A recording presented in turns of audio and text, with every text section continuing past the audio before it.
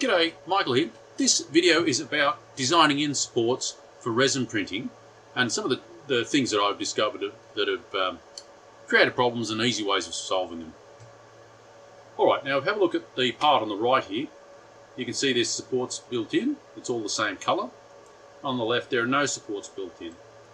Now initially I thought this would be fine the way this is because it's a hollow part, and I had already designed so there are no like square edges here that would be a problem for overhangs, etc.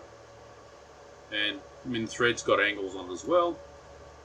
And this other part here, this Y piece, oops, close. This Y piece has got a the same sort of openness, and you can see with the design there with the supports, I've got this skid underneath, and I'll just go through, you know, what happened when I tried printing this and tried printing this, and why I ended up with this setup.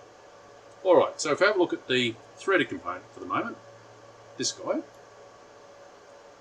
I don't know how well this is going to show up. It's probably going to be terrible. Zoom me in a little bit. Right, you can see my stubble. Alright, so focus. Focus. No. Okay. Right, you can see how that part, well, it's a bit of a bit of a dog's breakfast. Okay, so it printed the first layer beautifully on the platen. Now, just for those that are not familiar with the resin printers, you've got like a screen underneath where light is shone through to cure the resin, but you've got a platen above where it's actually built onto. So this is built on the underside of the platen, which lifts up as it's printing. Right, so what it does on my machine, I've got a basic Elegoo Mars. It's a pretty much base model resin printer you can get. You'll come down to the resin to the right level with the screen underneath, expose the resin to whatever shape that particular slice is for, you know, a short period of time. I think these are 8 or 12 seconds, whatever. And then it will lift up out of the resin and then visit back in and expose the next layer and then go up, and each progressive layer would repeat that process. Okay, so what I think happened here, now it's a definite maybe, is as it lifted up, the inrush of resin to fill that space, I think, was able to wash away the like 3/4 cured resin, and so that's what produced this gap. I did bump up the exposure time a little bit, so that helped to get rid of that problem. But the other problem you have is when it's on the platen, I don't know whether it'll show up, you can see there's kind of a dishing. Now resin of course is liquid, it's kind of like maybe honey if you think about that.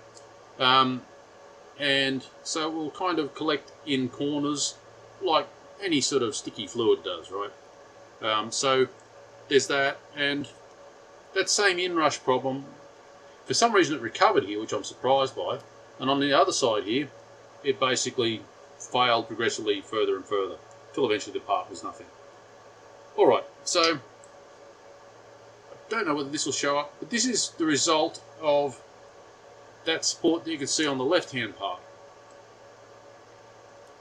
Right, that's once that's broken away from the Y piece, this is the support. So it costs a little bit of material to make this. Does that show up? But you can see the configuration of those supports is in a perfect circle. There's 12 spikes or whatever you want to call them for supporting the part, and it's basically nice and even. And that's kind of the finished part, right? Which is quite sweet, but it does need that support. Otherwise this area here and this area here is unsupported. It would break away and fail to print. Now, unlike FDMs will, even if they're overhanging too far, they'll kind of droop, but they'll rebuild and recover from it. The resin printer, if it fails, it tends to stay failed. It doesn't tend to recover, just because it works exactly the opposite way around. Alright, so if we just get me a bit smaller, it's not a bit less important now. That'll do something there. Okay, so if I go, actually I might move me off the screen altogether. So we go to the support door. Now you can see Chidu Box has elevated this these parts off the platen. And now it's sort of waiting for me to either add supports. Go back here. It's waiting for me to add supports in this space. You can see it's sort of jumping around as I hit a surface.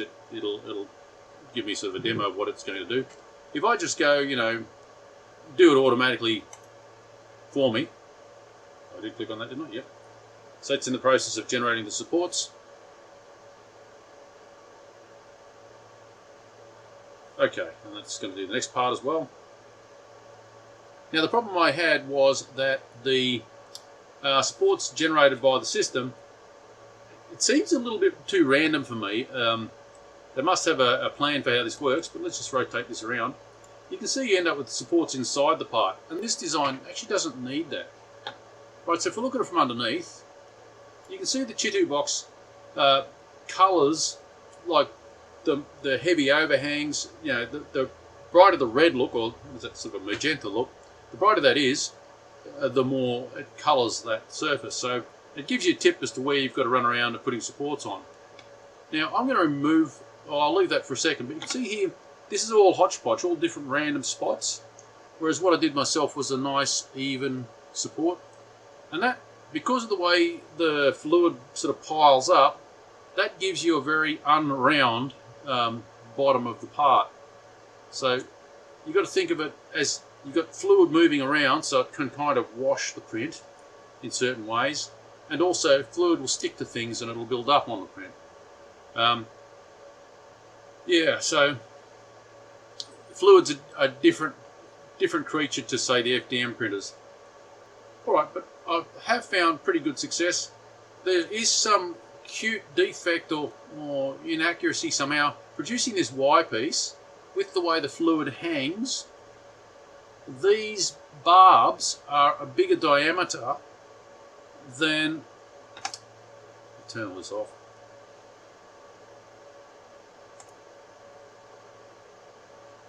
So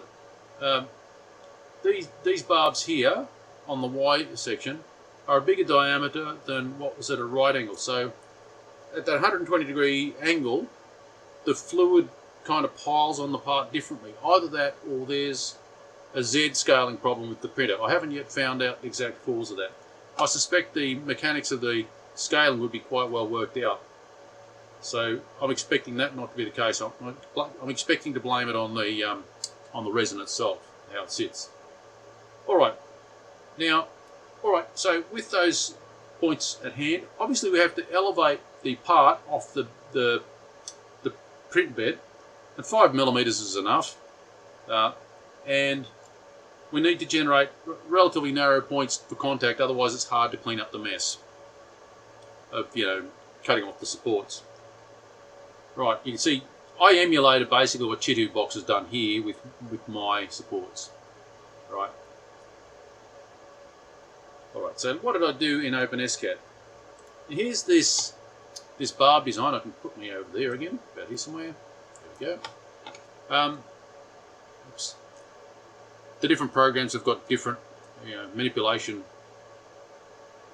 mouse buttons, etc. So you can see that is quite a nice tidy design. And by having the supports right where it needs to be, no extra supports, there's a lot less for me to clean up. But the biggest thing here is I was able to control those 12 supports to be evenly distributed around the print job. So let's have another look at that part. You can see the 12 evenly distributed supports. Okay, so what have I done here? Let's zoom in a tad more, make it a bit easier for you to read. Okay, so I've created this module here called Peer. Now, if you've got, you know, some other CAD program, it doesn't matter. But this, with OpenSCAD, it's easy to design them in so they live with the design. So you can make calculations for you. If you make a parameter change, the supports will appear at the right place. So it's up to you to design the part. But this is the thing that I've called Peer, and I've created a cylinder that gets elevated. Okay, I've got 3 parameters to this Peer module. Now, that's the X coordinate and the Y coordinate of the pier, and then obviously its height from the platen. Right, so here I've got a translate command of X, Y, whatever that height variable is, H less 4, it's going to then move a cylinder, which is in fact a cone, right? Better, which is in fact a cone. Now this command here, cylinder, the first diameter, which is the bottom diameter, is 2 millimeters. The second diameter, D2, is 0.6. So the tip of the cone is 0.6 in diameter. The height of that cone is 4, and string FN or $FN equals 16. That means it'll use 16 facets for that cone. If we zoom in, you can see the 16 facets. You can see these flat surfaces. So there's 16 of those, and that's all determined in the design. That's one of the many things I actually like about OpenSCAD. You can control the resolution exactly how you want to. You don't have to let, just trust the CAD program to produce the right number of segments for your job. Alright, so that's the cone bit, and then we have just translate X, Y, a cylinder that is whatever that H number is, less 4, and it's only simply got the diameter of 2, so it's producing just a cylindrical column. That's this this taller component. So this taller component is the cylinder, and that shorter component is the cone on top. And that's why we had the translate H minus 4. So it moves this cone from 0 up to the height of the whole thing, less that 4 millimeters. Okay, so that's simply how I've done the pier design itself. Now there's two ways I've employed it on this guy, and one is I've got a set of 12 obviously here, but I've let OpenSCAD place those 12. So here we go, I've got a for loop that goes from 1 to 12. It creates a pier at 7.8 millimeters in the x-axis and 0 on the y-axis, and it's 5 millimeters high. So that's what these cones here are. They're 5 millimeters high. And the next thing it does is rotates the little pier. Nothing around the x-axis, so it's tumbling front to back is nothing, and then rolling left to right is also nothing. That's around the y-axis. But around the z-axis, which is rotating, it's going to rotate it this value, which is going from 1 to 12, times 40. So the first, when it's 1, it rotates 40 degrees. When it's 2, it rotates 80 degrees, etc. So it's producing those 12 piers automatically on the spot. Right, the next way I employ the piers, you may notice I have 1, 2, 3, 4 piers. Now those 4 piers are these guys. So I might just comment a few of them out so you can see what they aren't. If I go F5, that's the one I've got left in there, right? So that guy there, if I want to move it 5 millimeters to the right, I'd simply have, actually that's on the y-axis, so I could, if I was to add 5 millimeters to that, it would move out 5 millimeters. So it's that easy for me to place it. And the height, I just dial in the height, whatever I need. So that was that. So I'm going to go Control Z a couple of times, which will undo all of that. And you can see that's brought back normal. So if I change this, of these base ones, let's say I wanted, I don't know, 24 of them, if it was a bigger circle. Let's go 24 and multiply that by 20 degrees. So 24 piers, 20 degrees apart. So let's do that. And you can see that's increased the population of piers. It doesn't actually need that many, so I'll go back to what it was. There's that.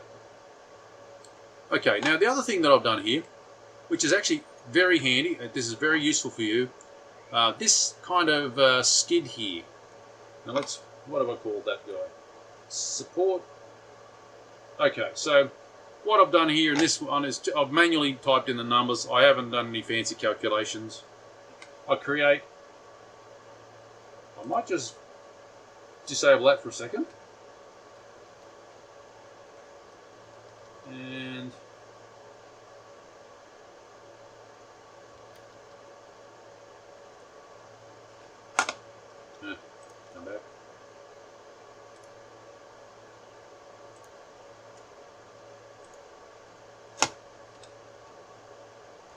Okay, so if I go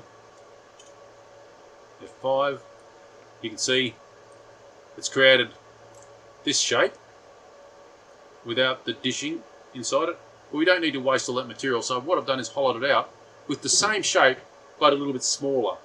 Now how I've created that shape is using the hull command. So I'll just comment out one of the components. So if we go F5 now, you can see I've got like a cone here. That's this guy. There's a cone. I might just turn off the rest of the design so it's not so complicated. And what else we got? Main support. Okay.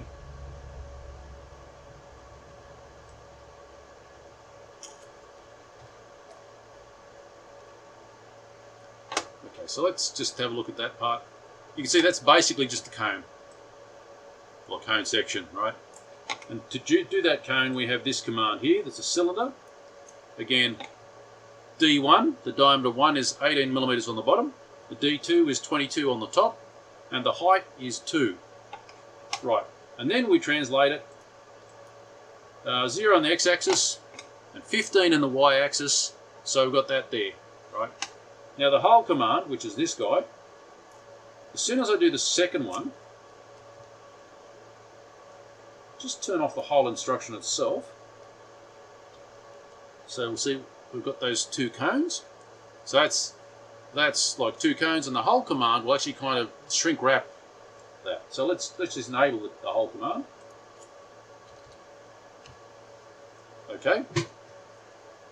So what I do then is create another one of those things, 1 millimeter up and 1 millimeter smaller, and take it away. So that's what this command is here, the difference. But I'll show you the part actually.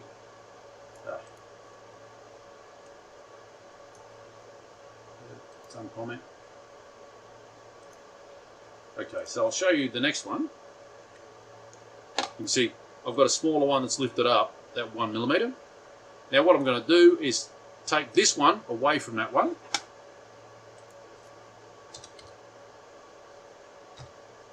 And that leaves you that kind of like, looks like a tray or a dish or something. So that means it's only 1 millimeter thick, so I'm not wasting heaps of resin on basically a support. But that means you can get like a tool underneath the edge and lift it away very easily. It breaks away from the platen nicely. Okay, so let's enable the rest of the support.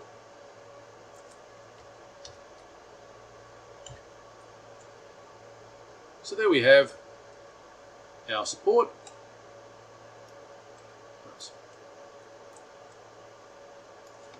Right, so you can see that's basically what's involved with creating the support.